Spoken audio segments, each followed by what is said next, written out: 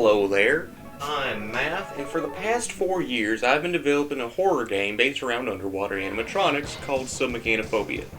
After all, submechanophobia does mean the fear of submerged man-made objects. It began in December 2020 when submechanophobia images with X and X or Y and Y or X and Y sound effects became popular, and I saw a comment saying that someone should make a horror game about underwater animatronics. And guess who had just started creating video games?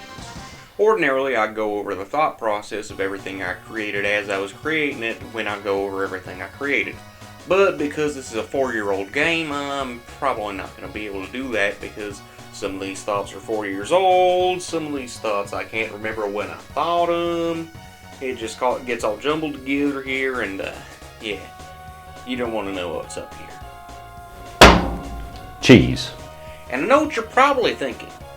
But wait a second, Matt. Didn't your last one not do that at all? You're right.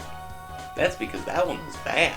Yeah, I created that last one in 2 days before I realized how to make a devlog video.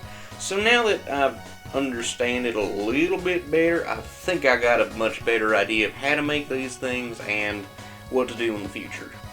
So with that being said, since this is a 4-year-long process and I want to get through all of this, and I hate editing, I'm going to do this all in a speedrun fashion. That way, when I make mistakes, I don't have to edit them out. I say as I edit the video to zoom into my face every time I make a joke. Hey, this is Editing Math here to tell you that I actually missed some stuff in the speedrun I'm about to show you. So you might want to look out for some pop-up trivia stuff, whatever they're called, that's going to tell you some stuff that I forgot to say. So in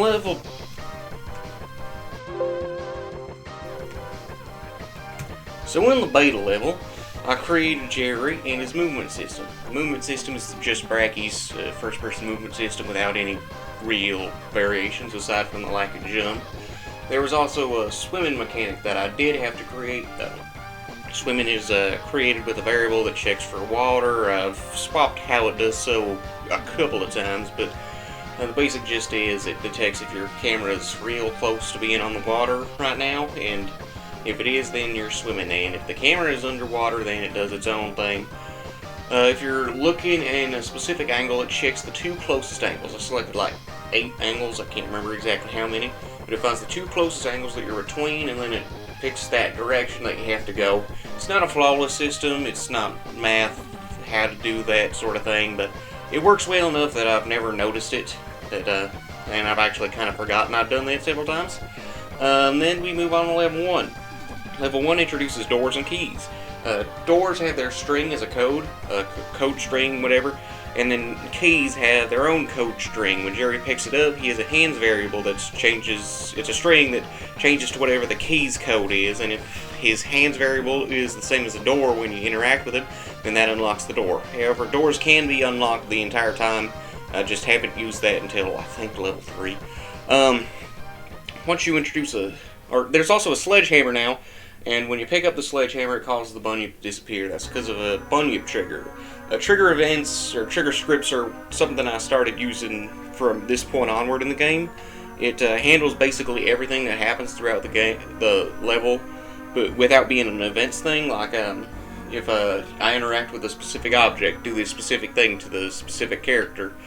So I started doing that, but I also have its own events things that kind of interacts with the main manager that saves everything. Basically, if you pick up this sledgehammer, then the bunyip teleports out the screen. If you pick up this key, then the bunyip teleports back. If you look at the bunyip at this point, then he'll start chasing you. Otherwise, you can enter this trigger, cause him to start chasing you, or you can enter this trigger and teleport him to the left side. You can enter this trigger to make him go back to the right side, because I don't want anyone avoiding starting this thing. And I don't want to know what glitches that causes. Once you get to this level, you can pick up this key, which causes the entire water to flood the place, and this is where the main part of the level starts. You can use a sledgehammer to break pipes. Broken pipes won't leak anymore, at least in this level, and then you can also break vents to cause them to start draining, which then causes the whole thing to work, unflood. The water is completely gone, and it starts a final chase with the bunyip. The bunyip can't kill you at this point, because there's no checkpoint. I'm like, well, why bother? They're already going to run from it. So once you get to this part, you start a cutscene that causes you to fall, and so far it does nothing, but it's supposed to lead to this boss fight. This boss fight is basically just a timer. Now, I know I've said in the past, especially in Dragon's Lair 3D, that if I ever make an event where you have to wait around before you can actually do anything, shoot me. I claimed that after I made this. This level, you just wait until your oxygen dies down. That's when the bunny attacks you, and then you can kill him.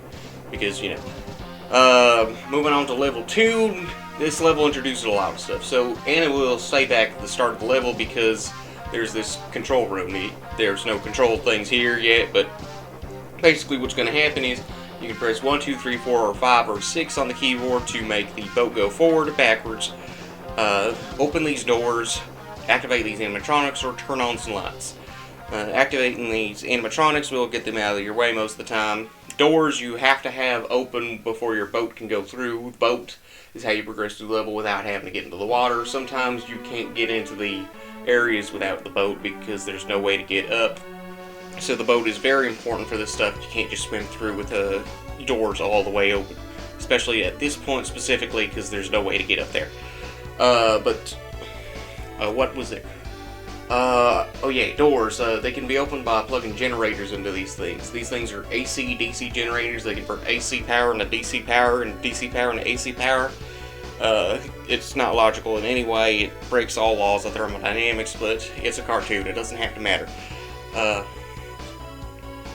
Once you move on, or you can plug that into these things, and that causes these doors to open so you can move through the door with the boat using Anna and the door thing, so you don't have to power the things at once, because you can only power one thing at a time.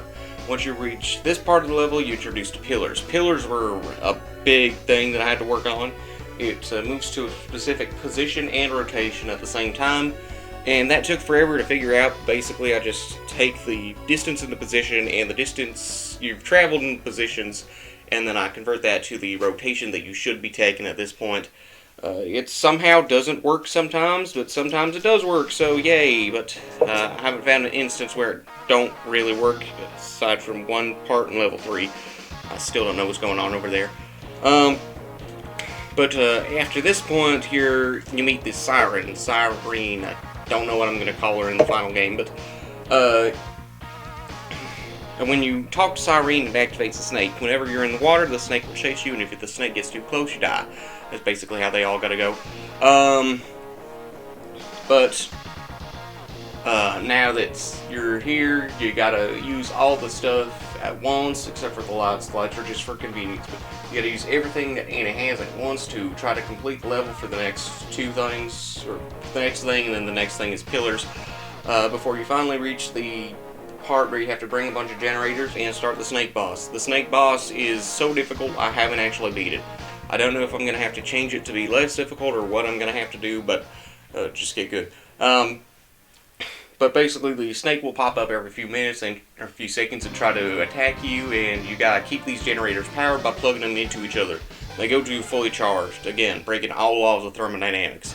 Eventually, the snake will start singing and hypnotizing Anna, story stuff, but it'll cause the generators to run out of power mid-thing. Instead of running out of power slowly, they'll just instantly run out of power, so you gotta keep that in mind.